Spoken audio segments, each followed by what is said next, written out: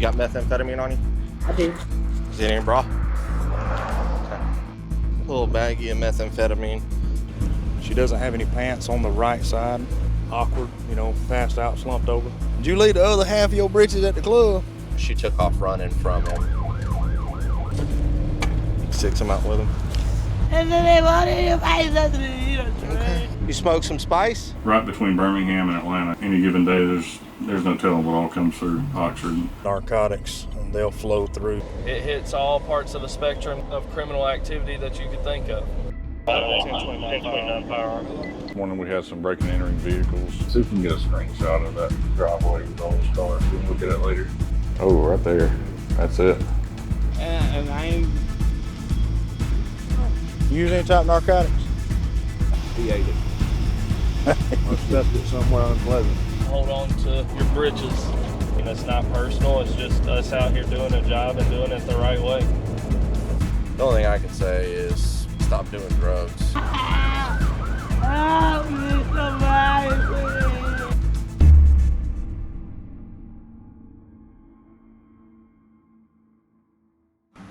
Oxford, Alabama, a small town on the interstate between Birmingham and Atlanta, a stretch where traffic never stops, and neither do the calls.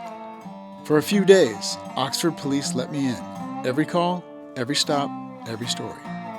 This is Embedded, Oxford, Alabama. Sorry, I'm under taser. I may have charges for me. We heard Officer Fowler key up on the radio and say that he was stepping out with a person that we were actually getting calls about, yelling and screaming in a parking lot. Part like the Red Sea, guys. As soon as he stepped out with her, she took off running from him. Which way'd you go? So we rushed to him. We were the closest one to him. Parking lot, appreciate it.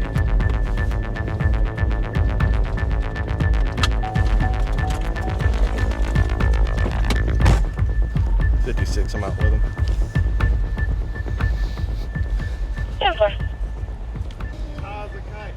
Yeah. It hurts so bad. What hurts? I'm taking my arms. You back in your arms? Yes, please, right here. All these people act like they're my friends. And then they wanted your face up to me. Okay. All right, relax. When's the last time you used narcotics? You smoked some spice? Yeah. You did? Relax. We got medics coming to check you out. Sit up. I don't have gloves on. I stay at my grandpa's house. Sit up. Out, please. Sit up so you can breathe. Okay? Stop. Sorry, please don't hurt me. Did she go shoulder first, I'm guessing?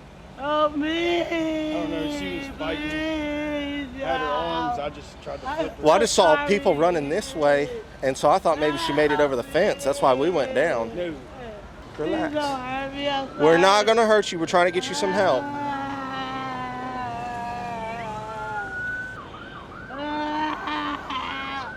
Help me, somebody, please. Just the way she was acting made me think that she either got a hold of bad methamphetamine or spice, because when people are on either one of those, they're very erratic. Hey, you got to relax so they can check your blood pressure and check your heart rate, okay? There's not really a whole lot we can do other than send them off to the hospital or take them to jail. This female, she needed to go to the hospital. We don't want to take her back to the jail for public intox, which is a misdemeanor, and something happened and she passed away in our jail. So we'd rather her get up to the hospital and get medical treatment. The only thing I can say is stop doing drugs, because that stuff just messes with your brain. When she sobers up and comes back down to reality, she's probably not even going to remember her encounter with us. But they got her off to the hospital. It's the best we can do for her at this time. For Quinn, drugs come with the territory. One call ends in a hospital run. Another ends here. You got methamphetamine on you? I do. Is it in your bra? Got a little baggie of methamphetamine. To see how he got here, you need to rewind 8 minutes, when Quinn first locked onto the car. He told me he looks for anything outside the normal. Right there.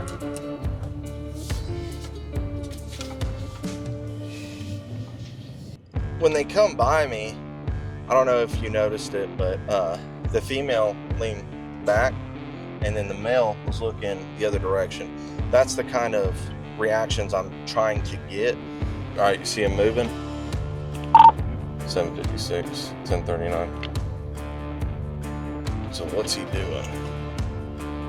What was that, 1020? Hey, bud. I'm gonna have you step out. Oxford needs tire.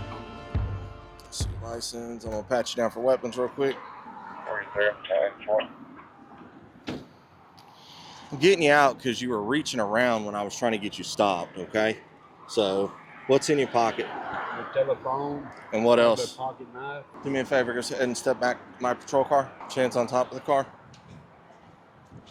All right, you have anything on you I need to know about? Chance behind your back.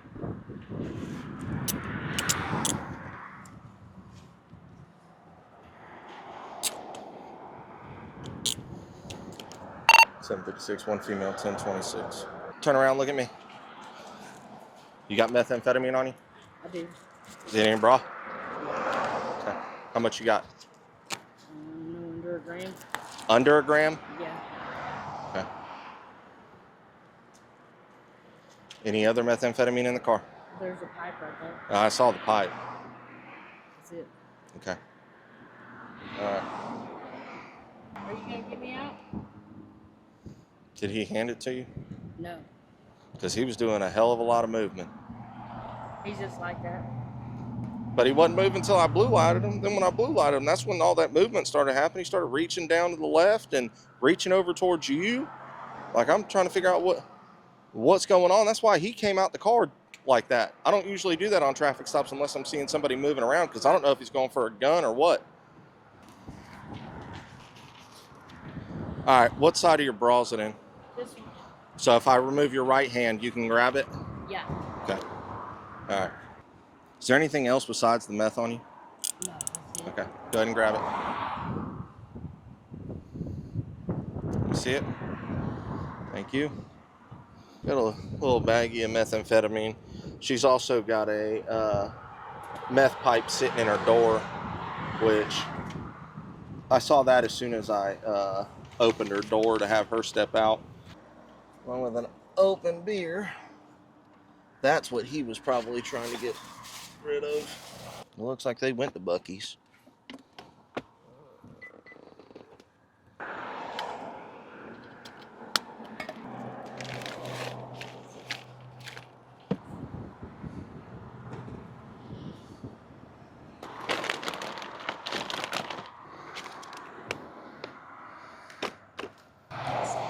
All right, you'll be going to jail today for possession of controlled substance and possession of drug paraphernalia. Your bond will be set at $8,000 total. I think he handed her the dope. That's my opinion, but no way for me to prove it. And when I asked her if that's what he was doing, she denied it. But I mean, it's obvious they're both smoking methamphetamine. You can just tell by the way they look and the sores and stuff all over their skin. I'm not out here to throw the book at her, but, you know, she just got out of rehab not even 6 months ago, and she's done relapsed, and hanging out with him is probably not helping her. Drugs drive much of the crime in Oxford, and for Officer Tyler Murphy, fighting drugs was the reason he put on a badge in the first place. That's the whole reason I wanted to be a police officer, was to catch bad guys, you know, catch guys that were doing things and distributing narcotics and doing, you know, through our communities. That's one of the main causes that leads to more violent crime. People looking to find money to provide for a bad habit. So it leads to our robberies, to our thefts, to our home invasions. A lot of that stuff all ties back to the narcotics trade. What's up? How y'all doing? Been hiding? Do what? So you been hiding? You can't hide all this ass. Y'all having a board tonight? It's been just going. That's a good thing. Yeah, that's a good thing. I ain't gonna complain. That's right. No. I ain't either. I ain't running into no assholes tonight yet, you know what I mean? It's on the regular though, give me a little bit. It's Sunday, the real drunks come through in a minute. They'll be here before midnight. Yeah, you can tell, by about midnight, you can tell if the dope's good in town or not. Yep. Let me get in here and get to work, both y'all. All right, dude. See you. He's done a lot of his life in prison. He and I have a bunch of good conversations. I'll stop in and chat with him. We've talked about the dope game and how things move and transported, sold. So it's pretty neat to create relationships with people like that. You can learn a lot. It's the kind of insight that comes with years on the street. But on this night, his shift starts with something very different. The driver appears to be slumped over at the wheel.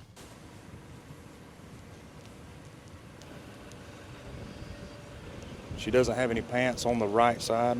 They're down in the floorboard. Awkward, you know, passed out, slumped over. Again, not sure if she's just asleep. I've got to where I check that more often just due to the rise in fentanyl overdoses. Best to check on them, maybe find somebody to be able to save them if they are overdosing versus, you know, leaving them sitting there just thinking they're asleep. No reaction to the light in the face.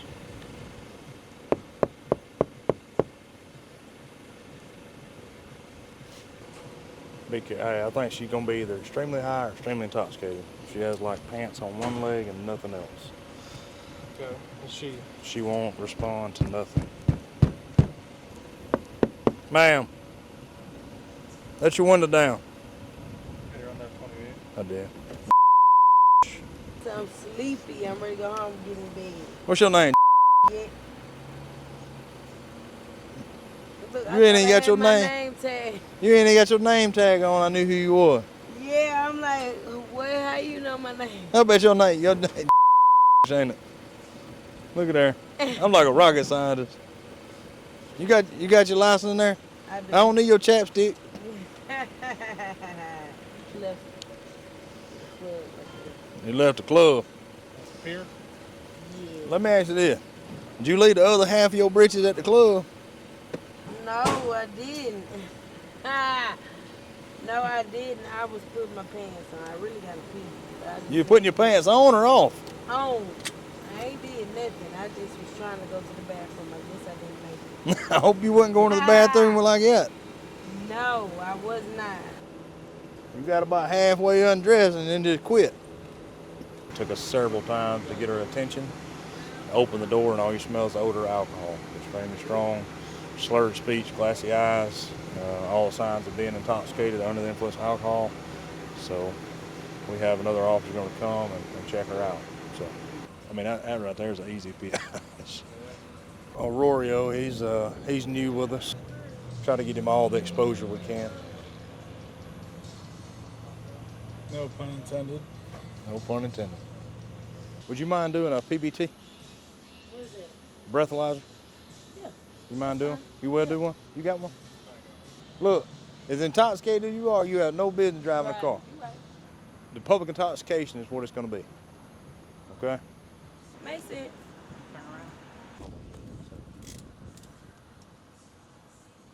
It's stuff like this that I think the public needs to see more of. It's like this, like, you can't make this stuff up. I told you, I pulled up and there's a girl, she's half naked, sitting in her car, completely passed out. Most people are like, nah. No, this is very much real. Lordy, Lordy. A new day in Oxford. And back at the station, investigators are focused on a breaking and entering attempt that happened earlier in the morning. A man found two teenagers trying to break into his car. They ran away, but one of them left a phone behind. So there's a photo of the guy on the phone screen. That's how they ID'd him, I assume. Now investigators are headed to the East Metro Area Crime Center, the EMAC, hoping video can fill in the blanks.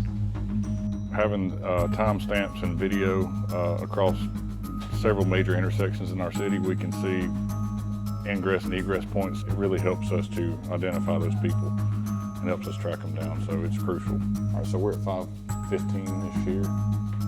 Call comes in at 5:16. We were able to isolate the video to the time frame of where the incident occurred, and throughout that process, you can see their getaway car was right there where we thought it could have been. they fired it up. They're leaving at this point. Oh, right there. That's it. There's our car right there. It's either that or like a could be like a little Nissan Rogue. So being able to follow that coming out of the apartment complex, seeing where it's traveling, that gives us a direction to kind of move forward in the investigation. We know we got a gray sedan, possibly a Nissan Rogue, so that's a huge help. Thank you for your help, man. I'll let you get lunch tomorrow, though. So hopefully we'll get a tag off of this vehicle, find out who it's registered to, see if we can locate that tag at a residence somewhere, and that'll kind of give us an end to who these suspects are. So that's kind of where we stand at the moment. Later that day, I rode with Officer Bo Green. Unlike the neighborhood calls, Bo works interdiction on the interstate, looking for bigger crimes moving through town. It takes a lot of patience out here. Basically, you're finding a needle in a haystack. And sometimes, that needle can be as simple as a driver looking down at his phone as he passes by. 1039.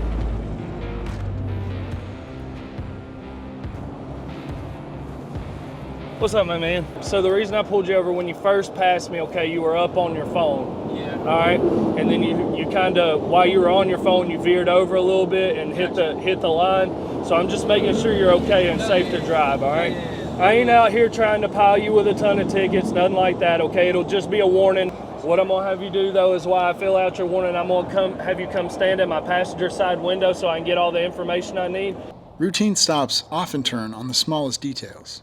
Again, this is a warning, no court date. For Green, it's something the camera can't capture, the smell of marijuana. I do have a question to ask you. When I first approached up there at the guardrail, I smelled marijuana from the vehicle. Have you been around anybody smoking or anything?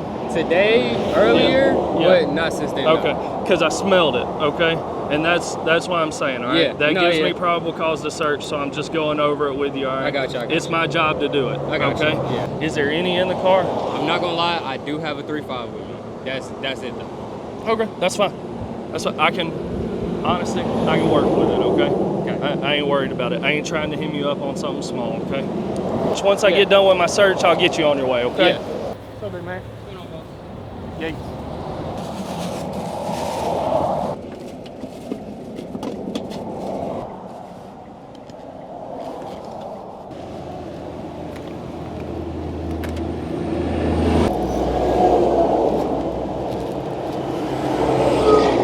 All right, my man, you were honest, okay? I ain't taking you to jail on this, all right? I hope not. All I'm gonna do is do a report and have it destroyed, okay? Because it's still illegal here. Yeah. Just do me a favor, be smart, okay? I got you. If they let you do it in Atlanta, that's one thing. Just don't make sure you don't get yourself hemmed up coming back through here, because not everybody's like me. Somebody will take you to jail, okay? Sure. And I don't want to see that happen to you, because you're a pretty easygoing, cool dude, all right? Yeah. So have a safe trip home, all right? I'll document this, have it destroyed, and won't nothing else be of it, all right? You're gonna strike out sometimes. You're not gonna find exactly what you're looking for, but you just keep up what you're doing and letting these people go when they need to be let go. I mean, it's not personal. It's just us out here doing a job and doing it the right way. A little personal use, so just kick him loose and look for bigger things later. That search for something bigger is what drives every officer in Oxford. For Tyler Murphy, it's about being proactive, reading the behavior inside the car as closely as the traffic violation itself.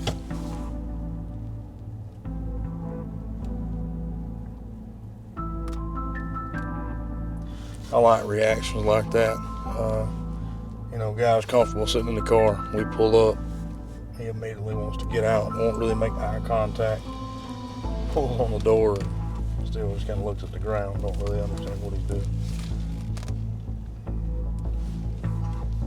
For me, that's just paying attention to the small details of human reactions. If some people have the opinion that cops shouldn't be out there being proactive, what do you say to that? I say that they haven't been the victim yet. Because as soon as they are, they're yelling, "Where was the police at? Why aren't you doing your jobs? If y'all were out here, then this wouldn't have happened." can't have both.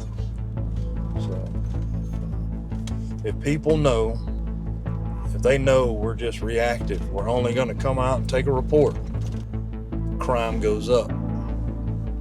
But as long as there is a smidgen of fear of going to jail, being caught by that cop that's out here looking for those identifiers, looking for those people that are committing these crimes, then it does slow them down. That does make them think again before they act. That philosophy drives him every night. But not every stop ends in cuffs. Sometimes it's just a strange conversation on the side of the road. This one started with a simple speeding violation and an expired tag. The driver admitted he was trying to get away because of a traffic warrant. I'm gonna be honest, man. I get you. I've been coming from doing some work. What kind of work you do? Heavy man.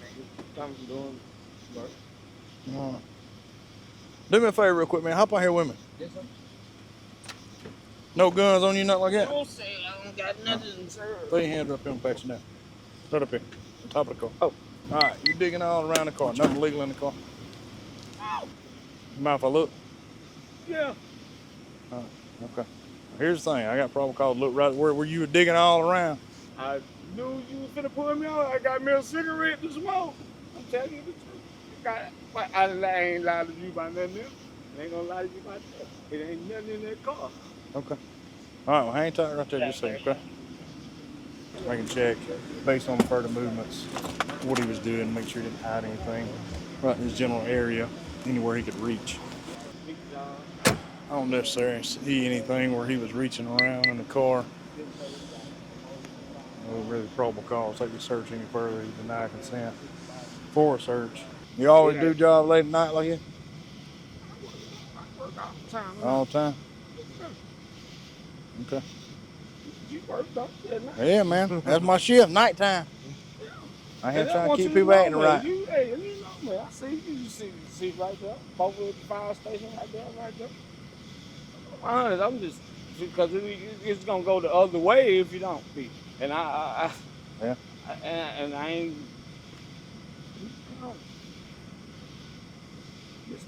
You use any type of narcotics? I have. What'd you use tonight? What'd you use tonight? No. Here's the thing. I can't arrest you for what you've done. No, but I'm just telling you. But not the drug. No, nothing like that. No. Here's the thing. You got cotton mouth. Your eyes are dilated huge. So like, yeah. There's a lot of indicators. Yes, sir. Huh? But you good to go, man. You are so right. You good to go, man. What's your name? Murphy. Mr. Murphy. Thank you. So, all right, buckle up. Be careful. Sir. Get your tag fixed. Yes, sir.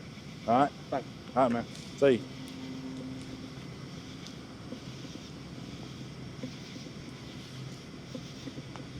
you. If he did have some left over, he ate it. Or stuffed it somewhere unpleasant. Yeah. That one was almost interesting. Definitely signs of drug use. His body language, the way he was talking, it's about 65 degrees out and he's sweating. There were several different things I seen that was possibly narcotics related. But, you know, he wasn't driving bad. He wasn't all over the road. He's maintained his lane of travel. Just going a little fast. Expired tag, warning. They didn't warn him on the warrant, so cut him loose. Move on to the next one. We were finishing up another traffic stop when a car rolled past. Right away, both of us caught it. The smell of marijuana through an open window. 76428. I got $50 on the Dodge Challenger. Still smell marijuana behind the same car. These days, that smell is common throughout the U.S. as more states legalize. But here in Alabama, it's still illegal. That smell, combined with the driver rolling through a stop sign, gave Murphy all he needed for a stop. On the first stop sign, you went completely past it before you stop. All right, you got to make sure to stop prior to the stop bar, not out into the intersection, okay? Yes, sir. All right, so it's pretty simple. When you passed me on a traffic stop a while ago, I smelled a strong odor of marijuana coming from your car. Yes, sir. Then I get behind you and I still smell the strong odor of marijuana. I just finished it. I'm not gonna lie. Yeah, I mean, I Yes, get it, sir. dude. I get it. I just got off work. I lit a little something up, and that's it. That's all I got, though. I ain't got too much on me. I got you. I'm gonna get you to hop out. Okay. All right, superhero Officer Ruber. What's up, man?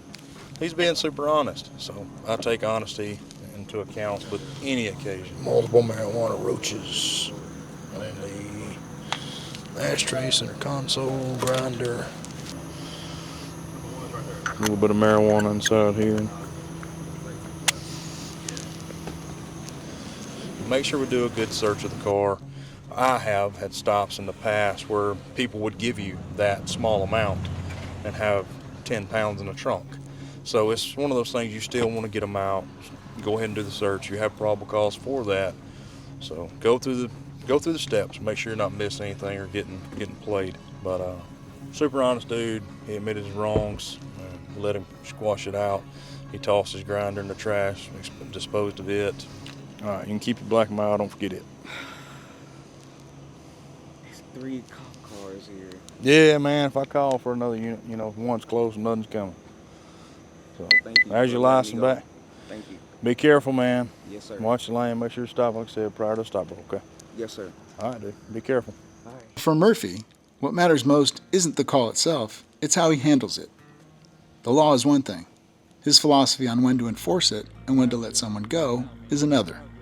Worst case, they don't view police as just looking to take everybody to jail. I've always said that, you know, we're all human, so we're one decision away from being in somebody else's shoes going the wrong direction. Whether it be a divorce or a financial situation, or maybe just find yourself going down the wrong path, you know, and we're one step away from being the people that we're answering calls on. So try to treat everybody like you'd want to be treated if you were in that situation. Just kind of my take. Everybody don't share the same opinion.